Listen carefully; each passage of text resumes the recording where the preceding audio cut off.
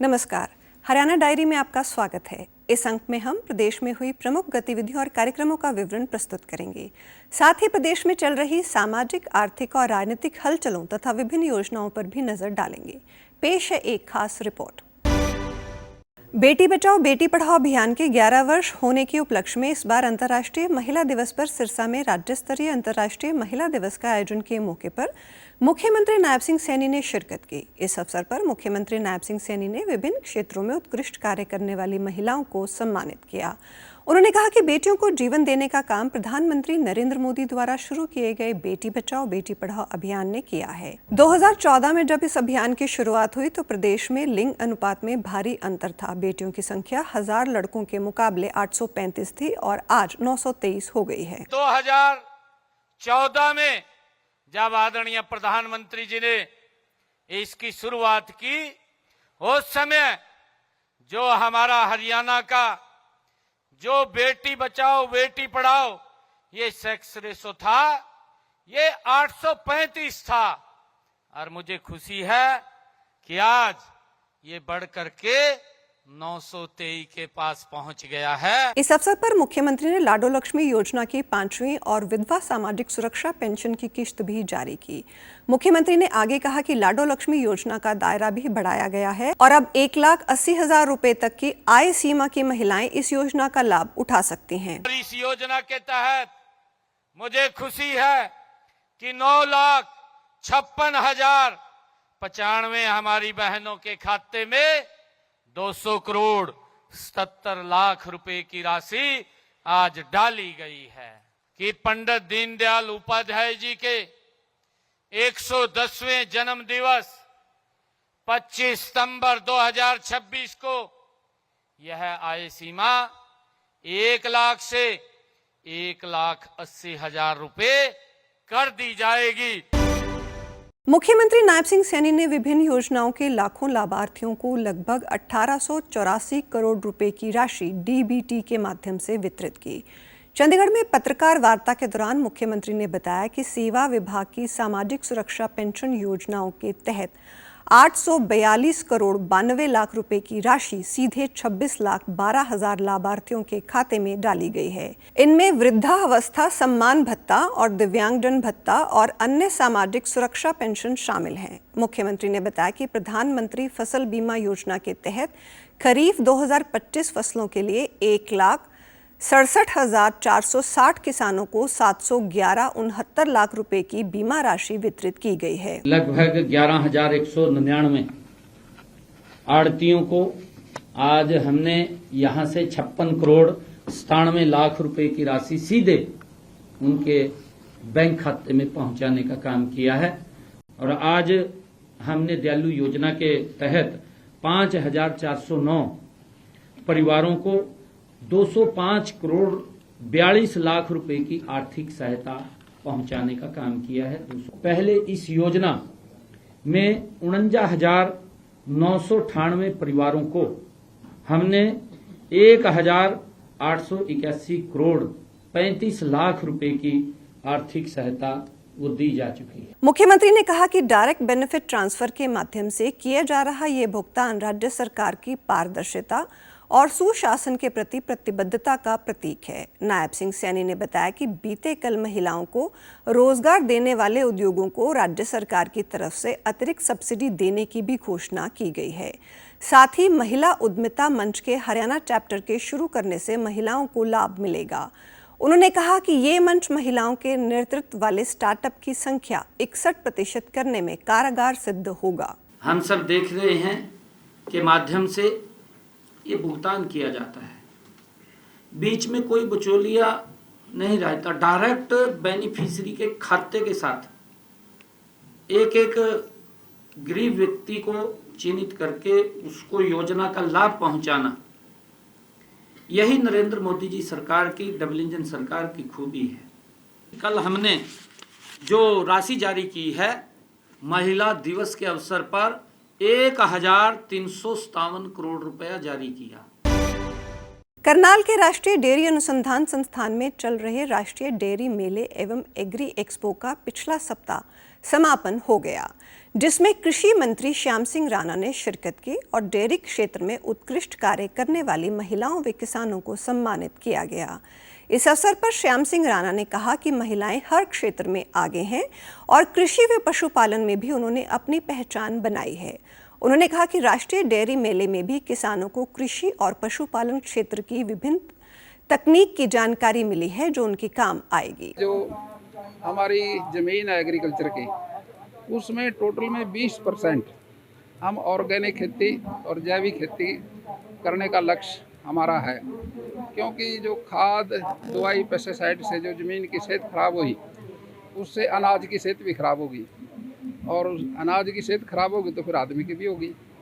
तो कैंसर जैसी बीमारियां जो आई हैं, इनका एक ही इलाज है जड़ से भी हम प्राकृतिक खेती की तरफ बढ़े। मेले में भाग लेने पहुंची झज्जर जिले की महिला उद्यमी रेणु सांगवान ने कहा कि पशुपालन महिलाओं के लिए अच्छा व्यवसाय है। उनके पास अभी 280 गोवंश हैं, जिससे रोजाना 800 लीटर दूध का उत्पादन होता है। उनकी सालाना आय 3 करोड़ है। रेणु ने बताया कि वो वैदिक रीति से देसी घी बनाती हैं, जो 12 से अधिक देशों में सप्लाई होता है। वहीं मंगलौरा गांव की महिला बबीता ने बताया कि अपनी मेहनत के बूते दूध, दही, लस्सी, पनीर व घी बेचकर वो प्रतिमाह अच्छी कमाई कर रही हैं। उनका 500 महिलाओं का समूह है, जिसे सरकार की संस्था नाबार्ड और NDRI से काफी सहयोग मिला है। NDRI की वरिष्ठ वैज्ञानिक डॉक्टर मीरा कुमारी ने कहा कि डेयरी क्षेत्र में महिलाएं आगे आ रही हैं। पूरे अपने हरियाणा में कहीं नहीं है। एक खरमान गांव हमारा है, हम भाग्यवान हैं और हमारी गायें भी बहुत भाग्यशाली हैं जो उनको घूमने के लिए गोचर भूमि मिली है। और इतना ही नहीं, गोचर भूमि चढ़ के इतनी खुश हो जाती, सुबह जाती शाम को आती हैं। और अपना दूध घी का वैदिक बिलोना घी बनाती हूँ, देश विदेश में सप्लाई है घी की। किसान महिलाओं की अगर बात करें तो अभी तक इतना नहीं पहुंच पा रही है, बट जिस हिसाब से अभी वो ग्रोथ कर रही है तो इन फ्यूचर हम एक्सपेक्ट कर रहे हैं कि वो विदेश में भी ऐसे ही हमें उनके कदम पहुंचते हुए दिखेंगे।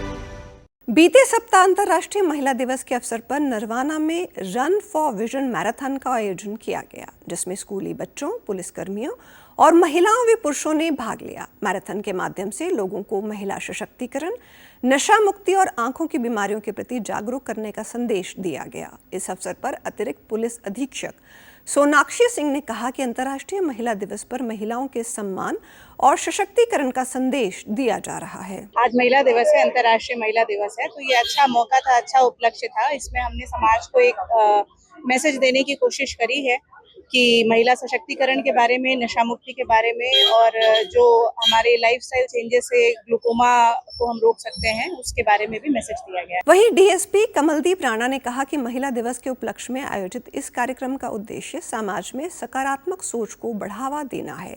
उन्होंने कहा कि आज के समय में लोगों को अपनी सेहत और विशेष रूप से आंखों की देखभाल के प्रति जागरूक रहने की जरूरत है। सामान्य अस्पताल के चिकित्सक डॉक्टर कपिल ने बताया कि इन दिनों राष्ट्रीय ग्लूकोमा जागरूकता कार्यक्रम भी मनाया जा रहा है। ग्लूकोमा आंखों की एक गंभीर बीमारी है और समय रहते बीमारी का पता लगाकर इसका इलाज करवाएं ताकि आंखें सुरक्षित रहें। आज महिला दिवस के उपलक्ष्य में नशा मुक्त हरियाणा हो हमारा और ग्लूकोमा डे, जिससे लोगों की आंखों की रोशनी खराब हो रही है, तो अपने इन चीज़ों को लोग अवेयर नहीं है, तो अपनी आंखों का चेकअप प्रॉपर तरीके से करवाएं। ग्लूकोमा जो ये बीमारी है, ये बहुत ज़्यादा साइलेंट किलर है बेसिकली इसमें, क्योंकि 90% जनता को ये पता ही नहीं चलता है कि उनको ग्लूकोमा हो गया है। जब ये सीवियर स्टेज में पहुंच जाता है, जब उसको इसका ज्ञात होता है और उसके बाद तक इसका जो लास्ट खत्म लास्ट जो जहाँ ब्लाइंडनेस तक लेके जाती है, तो इसलिए इसमें हमने ये बात ध्यान देने की जरूरत है कि जब भी हमें इनिशियल सिम्टम्स ग्लूकोमा के नजर आए, तभी हमें डॉक्टर के आई स्पेशलिस्ट से संपर्क करना चाहिए। संघ लोक सेवा आयोग UPSC ने पिछले सप्ताह सिविल सेवा परीक्षा 2025 का परिणाम घोषित कर दिया है, जिसमें सोनीपत जिले के 6 युवाओं ने सफलता हासिल की है। मानसी डागर ने 137वां, संदेश जैन ने 161वां, इशिता शर्मा ने 268वां, वैभव ने 344वां, अमनदीप ने 731वां और गन्नौर की नीतू त्यागी ने 752वां रैंक प्राप्त किया है। दूसरे प्रयास में मिली सफलता से मानसी डागर और उनके माता पिता बेहद खुश हैं, जिसका श्रेय वो कड़ी मेहनत, आत्मविश्वास और परिवार के सहयोग को देती हैं। उनके पिता दिल्ली में TCS कंपनी में इंजीनियर के पद पे कार्यरत हैं, जबकि उनका छोटा भाई भारतीय सेना में लेफ्टिनेंट के पद पर पठानकोट में तैनात है। मैंने सिर्फ सेल्फ स्टडी पे फोकस किया और जो भी इंटरनेट पे मटेरियल अवेलेबल था मैंने उसका यूज करके ये स्थान हासिल किया है। जो ये मेरा प्रयास था, ये मेरा दूसरा प्रयास था। कॉन्फिडेंस और कंसिस्टेंसी इस एग्जाम में बहुत जरूरी है। इन्हीं दोनों चीजों पे मैंने फोकस करके अपने सेकंड अटेम्प्ट में ये रैंक हासिल किया है। स्टार्टिंग के से फोकस प्रोफेसर या फिर यूपीएससी में जाने का रहा था। बच्चों के ऊपर कोई भी प्रेशर ना डाले, जो उनका टारगेट है उसी के ऊपर फोकस देना चाहिए। बच्चों के ऊपर अननेसेसरी प्रेशर नहीं डालना चाहिए। मैं बहुत खुश हूँ और सभी का सहयोग, सभी का साथ, जो सब परिवार वालों ने सबने जितना साथ दिया उन सब का मैं पहले धन्यवाद करती हूँ। वहीं परीक्षा में 344वां रैंक हासिल करने वाले वैभव ने कहा कि कड़ी मेहनत और लगन से उन्हें यह सफलता मिली है। इस सफलता में उनके माता पिता और बहन का बड़ा योगदान है। वैभव का परिवार मूल रूप से गांव चिटाना का रहने वाला है। यूपीएससी परीक्षा में मिली शानदार उपलब्धि पर उनके परिवार में खुशी का माहौल है। CSE 2025 में 344वां रैंक प्राप्त किया है। ये मेरा तीसरा अटेम्प्ट था। इससे पहले मैंने 2023 और 2024 में भी यूपीएससी के लिए की परीक्षा के लिए मैं बैठा था। पिछले लास्ट के 2 अटेम्प्ट में मेरा फोकस पूरा सेल्फ स्टडी पे था। और बेटे ने ये अटेम्प्ट पास किया है, जो इसका एक सपना था, और अपने घर पढ़ाई की है। इसने किसी तरह कोई कोचिंग नहीं ली और अपनी मेहनत से, लगन से इस मुकाम को हासिल किया है। उन्होंने खूब मेहनत किया है, खूब अच्छे से पढ़े हैं, अपनी पढ़ाई पे ही ध्यान दिया है और खूब मेहनत करते हैं। अंतर्राष्ट्रीय महिला दिवस के अवसर पर प्रदेश के सभी जिलों में महिला स्वैच्छिक रक्तदान शिविर आयोजित किए गए हैं। इसी कड़ी में पंचकूला के सेक्टर 21 स्थित शहीद चंद्रशेखर आजाद सामुदायिक केंद्र में नारी शक्ति रक्तदान शिविर का आयोजन किया गया, जिसमें बड़ी संख्या में महिलाओं ने रक्तदान किया। शिविर में आई महिलाओं को अंगदान व HIV से बचाव के बारे में जागरूक भी किया गया। राज्य रक्त संचरण परिषद की परियोजना निदेशक डॉक्टर मुक्ता कुमार ने बताया कि रक्तदान शिविरों में महिलाओं की भागीदारी बढ़ाना इन शिविरों का मूल उद्देश्य है। महिला दिवस के अवसर पर आयोजित ये अभियान समाज सेवा और मानवता की भावना को मजबूत करने का संदेश देगा। उन्होंने बताया कि एक नियमित रक्तदाता का स्वास्थ्य अच्छा रहता है और रक्तदान करने से शरीर में नए सेलों का निर्माण भी होता है। हमने महिलाओं को जागरूक किया है कि वो आगे आएं और रक्तदान करके समाज में अपना योगदान दें। तो इसमें खाली एक वो रक्तदाता नहीं बनेंगी, बल्कि अपनी सेहत के लिए भी वो जागरूक रहेंगी कि उनका हीमोग्लोबिन अच्छा रहे, उनकी हेल्थ ठीक रहे, जिससे वो आगे नियमित रूप से रक्तदाता बन सकें। रेगुलर रक्तदान करने से जो बॉडी में न्यू ब्लड सेल्स हैं वो बनती हैं, उससे बॉडी में ऑक्सीजन कैरिंग कैपेसिटी बेटर होती है। अक्सर घर के बाहर पुरुषों के नाम की नेम प्लेट लगी होती है, जिससे घर की पहचान होती है, लेकिन अब ये परंपरा बदल रही है और घरों के बाहर महिलाओं के नाम की नेम प्लेट भी दिखाई देती है। बदलती परंपरा का असर अंबाला जिले के खेड़ागनी गांव में देखने को मिल रहा है, जहां घरों के बाहर पढ़ी लिखी महिलाओं के नाम की नेम प्लेट लगाई गई है। ग्राम पंचायत ने महिलाओं को सशक्त बनाने के लिए गांव में महिलाओं के नाम की नेम प्लेट लगाने का फैसला लिया था, जिससे महिलाएं बेहद खुश हैं। गांव की बहू बेटियों ने बताया कि ये उनके लिए सम्मान की बात है। लड़कियां खूब पढ़ाई करें ताकि समाज में उनकी एक अलग पहचान बन सके। लड़कियों के नाम की नेम प्लेट लगी विद क्वालिफिकेशन, जो हमारी ग्राम पंचायत ने इतना अच्छा कदम उठाया है। ये कोई सोचता है लड़कियों के बारे में, हमारी ग्राम पंचायत का मैं बहुत बहुत धन्यवाद करती हूँ, जिन्होंने इतना कुछ हमारे लिए सोचा। और ये हमारे सरपंच जी हैं जो मिस्टर प्रवीण कुमार, इन्होंने एक अच्छी पहल की है। इन्होंने जो एजुकेटेड लेडीज है, लड़कियां, लेडीज और जो गर्ल्स है, उनके नेम की प्लेट उनके घर के बाहर लगवाई और ये लगी है तो अच्छा फील होता है, मैम, बढ़िया लगता है। गांव के सरपंच प्रवीण कुमार ने बताया कि गांव में बहु बेटियों की पढ़ाई को लेकर सर्वेक्षण हुआ था, जिसमें अधिकतर बहु बेटियां काफी ज्यादा पढ़ी लिखी निकली, जिसके बाद गांव में शैक्षणिक योग्यता के आधार पर नेम प्लेट लगाने का फैसला लिया गया। उन्होंने कहा कि कई लड़कियां 12वीं कक्षा के बाद पढ़ाई छोड़ देती हैं। इस पहल से उन्हें प्रेरणा मिलेगी और वो कम से कम स्नातक तो जरूर करेंगी, ताकि उनके नाम की नेम प्लेट घर के बाहर लगे। ये क्यों ना एक ऐसा सर्वे किया जाए जिसमें गांव में कितनी बहू बेटियां हमारी पढ़ी लिखी हैं, और उसका क्राइटेरिया हमने कम से कम ग्रेजुएशन रखा था। तो हमने जब सर्वे किया तो जो आंकड़े आए हमारे सामने वो आए बहुत ही चौंकाने वाले थे, क्योंकि हमारे गांव की जो बहू बेटियां थी वो बहुत ही ज़्यादा पढ़ी लिखी आई। हमें जो पहले नहीं पता था, लेकिन जब सर्वे के बाद हमने देखा कि ये तो ज़्यादा मतलब बहुत ही अच्छी पढ़ी लिखी हैं, तो हमने फिर उनकी नेम प्लेट, ग्राम पंचायत ने फैसला किया कि उनकी नेम प्लेट बनवाई जाए और उनकी शिक्षा भी उस पर अंकित हो और उसके घर के बाहर उसको लगाया जाए। देखिए, जो छोटी बेटियां हैं जो अभी 10वीं या 12वीं के बाद स्कूल छोड़ देती थी, तो उनको एक प्रेरणा मिलेगी। जनगणना को लेकर पलवल में जिलाधिकारियों एवं चार्ज अधिकारियों के लिए प्रशिक्षण कार्यक्रम का आयोजन किया गया। ये प्रशिक्षण उपायुक्त पलवल डॉक्टर हरीश कुमार विशिष्ट के मार्गदर्शन में आयोजित हुआ। जिला जनगणना समन्वय अधिकारी शिवम सिंह ने जनगणना के काम करने वाले कर्मचारियों और अधिकारियों को विभिन्न प्रशासनिक, तकनीकी और प्रबंधन से संबंधित जानकारी दी। उन्होंने बताया कि यह प्रशिक्षण कार्यक्रम 2 चरणों में आयोजित किया जा रहा है। पहला चरण आज और कल 2 दिनों का होगा और दूसरा चरण 25 मार्च को आयोजित किया जाएगा। प्रशिक्षण का उद्देश्य जनगणना कार्य से जुड़े अधिकारियों को प्रक्रिया, नियमों और डिजिटल माध्यम से होने वाले कार्यों के बारे में विस्तृत जानकारी देना है, ताकि आगामी जनगणना कार्य को जिले में व्यवस्थित और प्रभावी तरीके से पूरा किया जा सके। डिस्ट्रिक्ट और चार्ज ऑफिसर्स की ट्रेनिंग का आयोजन किया गया। जो यह ट्रेनिंग है वो 3 दिवसीय है, जो 2 फेज़ में होगी। पहली जो ट्रेनिंग है वो 2 दिन की 10 और 11 मार्च को होगी और दूसरा 25 मार्च को इसका आयोजन किया जाएगा।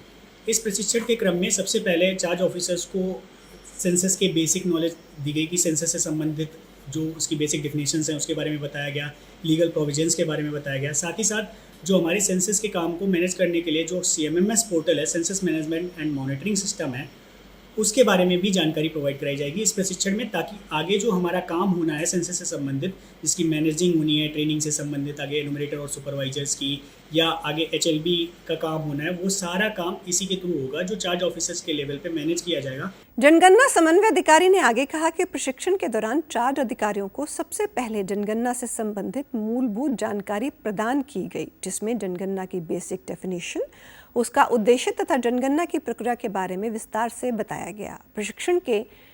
प्रशिक्षण में जनगणना से जुड़े कानूनी प्रावधानों के बारे में भी जानकारी दी गई। अधिकारियों को बताया गया कि जनगणना का कार्य भारत सरकार द्वारा निर्धारित नियमों और कानूनों के तहत करना अनिवार्य है।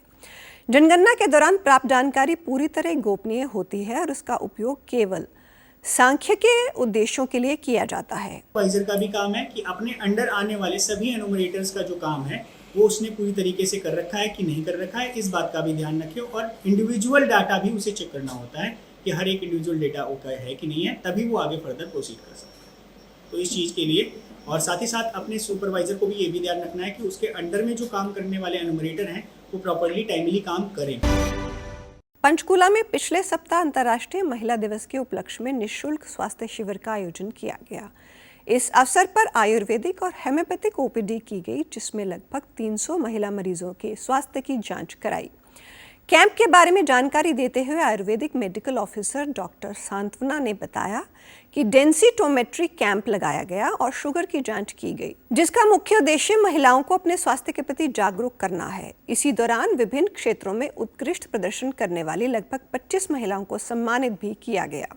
फीमेल्स जो अपने फील्ड में बहुत अच्छा काम कर रही हैं, जैसे कुछ बैंकर्स हैं, कुछ एंटरप्रेन्योर्स हैं, या कुछ पॉलिटिशियंस हैं, या कुछ शिक्षिकाएं हैं, या कुछ हमारे जो हरियाणा के जैसे रोजगार विभाग है, जो अपने अपने फील्ड्स में बहुत अच्छा काम कर रही हैं। ऐसे ही हमने 20-25 महिलाओं को यहाँ पे बुलाया था। वहीं डॉक्टर वसुधा वत्स ने बताया कि शिविर में मीनोपॉज से संबंधित जानकारी महिलाओं को दी गई और शारीरिक स्वास्थ्य के साथ साथ मानसिक स्वास्थ्य का ध्यान रखने के लिए भी कहा गया। महिलाओं को नियमित योग व उचित आहार लेने के बारे में भी बताया गया। लोगों को जागरूक किया कि वो अपनी मेंटल हेल्थ का बहुत ध्यान रखें।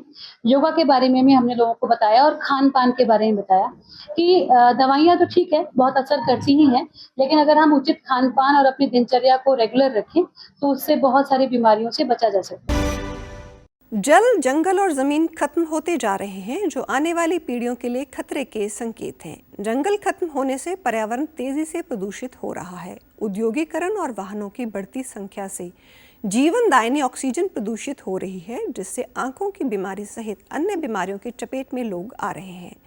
तेजी से हो रहे वायु प्रदूषण को रोकने के लिए प्रधानमंत्री नरेंद्र मोदी ने एक पौधा मां के नाम अभियान शुरू किया है, जिसका असर फतेहाबाद जिले में भी दिख रहा है। जिले के गांव ठरवा में सरकारी स्कूल और ग्राम पंचायत के संयुक्त प्रयास से स्कूल परिसर, क्रिकेट ग्राउंड और गांव के विभिन्न स्थानों पर हजारों पौधे लगाकर पर्यावरण संरक्षण का संदेश दिया गया।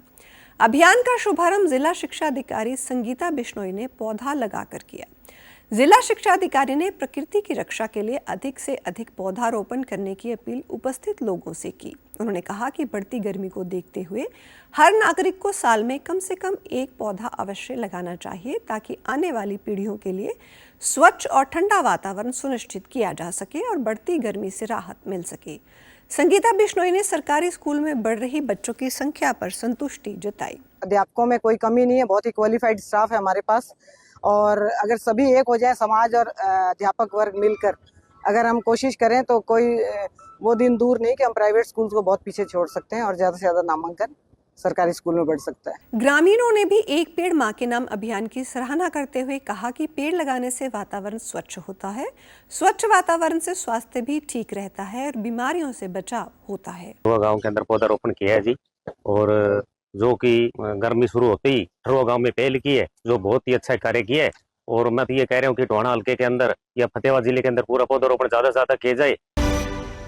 वहीं दूसरी ओर अंतर्राष्ट्रीय महिला दिवस के उपलक्ष्य में चलाए जा रहे विशेष अभियान शिकायत से सुकून तक के तहत जींद में महिलाओं के लिए जन सुनवाई कार्यक्रम का आयोजन किया गया। इस कार्यक्रम में हरियाणा राज्य महिला आयोग की अध्यक्ष रेणु भाटिया ने शिरकत की और पीड़ित महिलाओं की शिकायतें सुनी। उन्होंने कहा कि जन सुनवाई में कैथल के 10 और जींद के 18 मामले सहित 28 शिकायतें आयोग के समक्ष आई, जिनमें से अधिकतर का समाधान कर दिया गया है। उन्होंने कहा कि आयोग का उद्देश्य केवल शिकायत सुनना नहीं, बल्कि महिलाओं को न्याय दिलाना है। इस कार्यक्रम का नाम हमने रखा है शिकायत से सुकून तक। किसी महिला की कोई शिकायत, उसको सुकून पहुंचाने तक का हमारा ये एक सप्ताह का पूरा महिला दिवस को मनाने का तरीका राष्ट्रीय महिला आयोग की अध्यक्षा के माध्यम से था। जींद के में आज कैथल के 10 और जींद के 18 केसेस हमारे पास आए। मुख्यमंत्री नायब सिंह सैनी की अध्यक्षता में शहरी स्थानीय निकाय विभाग की high powered workers purchase committee की बैठक आयोजित की गई। इस दौरान प्रदेश की विभिन्न नगर निकायों के स्वच्छता एवं ठोस कचरा प्रबंधन से जुड़े कार्यों के लगभग 90 करोड़ 66 लाख रुपए के टेंडर स्वीकृत किए गए। मुख्यमंत्री ने निर्देश दिए कि जिन कार्यों के टेंडर स्वीकृत किए गए हैं, उन्हें निर्धारित मानकों टेंडर में दी गई सभी तकनीकी स्पेसिफिकेशन के अनुरूप लागू किया जाए। उन्होंने कहा कि संबंधित एजेंसियों और कॉन्ट्रैक्टर तय नियमों के अनुसार कार्य करें, ताकि शहरों में स्वच्छता व्यवस्था को और अधिक मजबूत बनाया जा सके। मुख्यमंत्री ने स्पष्ट किया कि स्वच्छता एवं ठोस कचरा प्रबंधन से जुड़े कार्यों की नियमित निगरानी की जाएगी और कार्यों के आधार पर कॉन्ट्रैक्टरों की ग्रेडिंग भी तैयार होगी। जो एजेंसियां बेहतर कार्य करेंगी, उन्हें प्रोत्साहित किया जाएगा, जबकि सही कार्य न करने वाले कॉन्ट्रैक्टर्स के विरुद्ध सख्त कार्रवाई भी सुनिश्चित की जाएगी। हरियाणा के कर्मचारी और पेंशनर्स अब पंजाब के 4 बड़े अस्पतालों में भी इलाज करवा सकेंगे। स्वास्थ्य मंत्री आरती सिंह राव ने ये जानकारी दी है। स्वास्थ्य मंत्री ने बताया कि प्रदेश सरकार ने पंजाब के 4 प्रतिष्ठित अस्पतालों को उपचार के लिए सूचीबद्ध किया है। इनमें Homi Bhabha cancer hospital and research centre Mullapur Punjab, ये टाटा मेमोरियल सेंटर मुंबई की यूनिट है। होमी भाभा कैंसर हॉस्पिटल संगरूर पंजाब, ये भी टाटा मेमोरियल सेंटर मुंबई की यूनिट है। Regional spinal injury centre sector 70 Mohali और Punjab institute of liver and biliary science phase 3B1 sector 60 Mohali शामिल हैं। इन अस्पतालों में कैंसर, रीढ़ की चोट और लिवर से संबंधित गंभीर बीमारियों का उन्नत उपचार किया जाता है।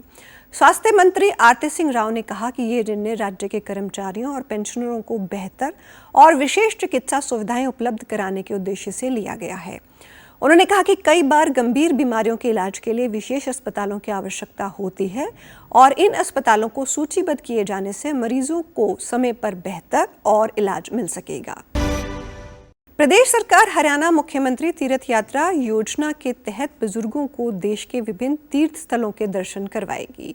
इसके लिए सरकार और Indian railway catering and tourism corporation के बीच समझौता हुआ है। सरकार की ओर से सूचना, जनसंपर्क एवं भाषा विभाग के महानिदेशक के मकरंद पांडुरंग और IRCTC की तरफ से circle regional manager Harjot Singh Sandhu ने MOU पर हस्ताक्षर किए हैं। पांडुरंग ने बताया कि 60 वर्ष से अधिक आयु के बुजुर्ग जिनकी आय 1,80,000 से कम है वो यात्रा के लिए पात्र हैं। समझौते के तहत हरियाणा से अयोध्या, वाराणसी, पटना साहिब, नांदेड़ साहिब, पुष्कर जी, वैष्णो देवी तथा शिरडी व शनि शिंगणापुर तीर्थ स्थलों की यात्रा के लिए विशेष ट्रेन चलाई जाएगी।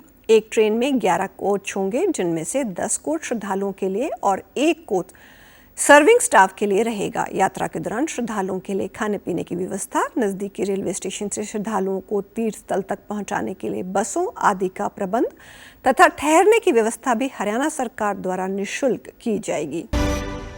प्रदेश में पेट्रोल, डीजल और घरेलू LPG की आपूर्ति पूरी तरह से सामान्य है। तेल कंपनियों के पास इनके पर्याप्त स्टॉक उपलब्ध हैं। इसके अतिरिक्त गैस की आपूर्ति निरंतर रूप से प्राप्त हो रही है। इसको लेकर मुख्यमंत्री नायब सिंह सैनी की अध्यक्षता में खाद्य, नागरिक आपूर्ति एवं उपभोक्ता मामले विभाग के वरिष्ठ अधिकारियों के साथ महत्वपूर्ण बैठक हुई। इस दौरान पश्चिम एशिया में जारी संघर्ष के कारण LPG गैस की स्थिति पर चर्चा की गई। ऑयल कंपनियों के अधिकारियों ने बताया कि वर्तमान में गैस की आपूर्ति निरंतर रूप से प्राप्त हो रही है। हालांकि कमर्शियल सिलेंडरों की आपूर्ति में अस्थायी रूप से बाधा आ रही है। कमर्शियल सिलेंडरों की आपूर्ति में प्राथमिकता शिक्षण संस्थानों और अस्पतालों को दी जा रही है और शेष आपूर्ति को सुनिश्चित करने के लिए प्रयास किए जा रहे हैं। इसके अलावा किसी भी प्रकार की चोरी या कालाबाजारी को रोकने के लिए सभी जिला उपायुक्तों, पुलिस अधीक्षकों और जिला खाद्य एवं आपूर्ति नियंत्रकों को आवश्यक दिशा निर्देश जारी कर दिए गए हैं। सरकार ने आमजन से अपील की है कि LPG गैस की आपूर्ति को लेकर फैल रही अफवाहों पर ध्यान न दें तथा किसी भी प्रकार की अनावश्यक घबराहट एवं भंडारण से बचें। हरियाणा डायरी में आज इतना ही। नमस्कार।